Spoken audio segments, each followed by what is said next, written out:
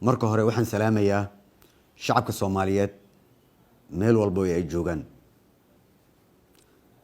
walaalayaal salaan kadib waxaan rabaa in shacabka Soomaaliyeed la wadaago in talaabooyinkii uu qaaday madaxweynihii hore Maxamed Cabdullaahi Farmaajo ay yihiin isku day bareer ah oo lagu afgambinayo dawladnimada, dastuurka iyo sharciyada dalka u taala. Farmaajo ka sokow inuu shuruucda dalka ku xadgudbay, wuxuu saaka weerar ciidan ku soo qaaday xafiisyada ra'iisul wasaaraha iyo xarunta golaha wasiirada, isagoo isku dayay in uu ka horjoogsado gudashada waajibaadkoodii qaran. ujeedada uu ka leeyahay talaabooyinkan guracan ee sharciga baalmarsan waa in uu ku carqaladeeyo doorashada dalka ka socota, si uu xafiiska ugu sii joogo si sharci darro ah, si lamid ah isku daygii fashilmay ee bishii Abriil ee dalka lagu dumin rabay.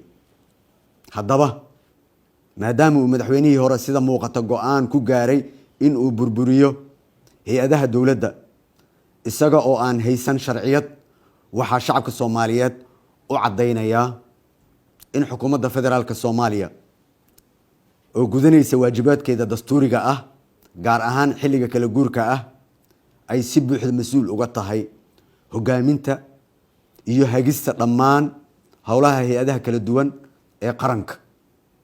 sidaa darteed waxaan farayaa dhammaan ciidamada qalabka sida in ay si toos ah uga amar qaataan xukuumadda xafiiska ra'iisul wasaaraha. cid kasta oo ka hor timaada amarkan waxaan si degdeg ah ula tiigsan doonaa hadduu alla idmo sharciga.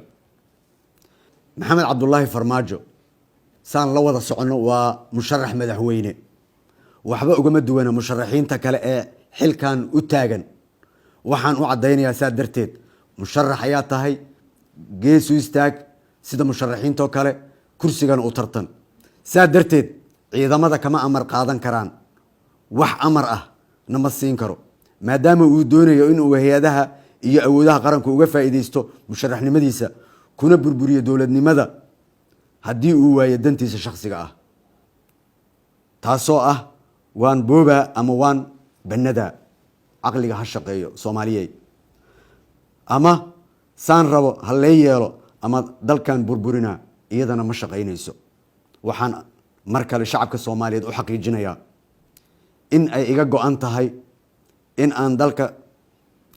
ay dalka ka dhacdo doorasho hufan oo horseeda in awoodda dalka si nabad ah lagula kala wareego, si looga baxo cakirnaanta siyaasadeed ee uu dalku geliyay madaxweynihii hore.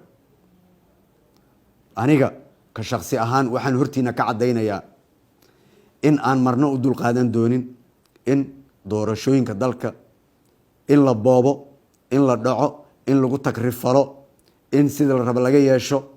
waa doorasho ee waxa ma ahan xulasho. waa xaaraan in doorashadan dadka qaarkood ay iska waayaan iyadoo la leeyahay dadka hebel iyo hebel kursigan iska leh. kursiga baarlamaanku waa doorasho ee ma ahan xulasho.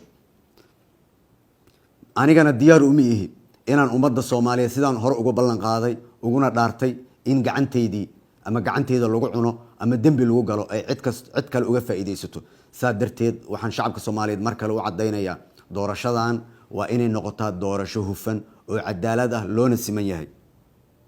guddiyada waxaan farayaa sida ugu dhaqsiyaha badan meelaha ay howlaha ka socota doorashooyinka inay u gutaan sida cadaaladda ku salaysan, doorashadan ay noqoto mid hufan. guddigii aan ku arko inay baal maraan ama u eexanayaan ama ay fududeynayaan doorasho aan hufnayn kama yeelayay, waana taaganahay. shacabka Soomaaliyeedna waataan ugu dhaaranay dhammaanteen.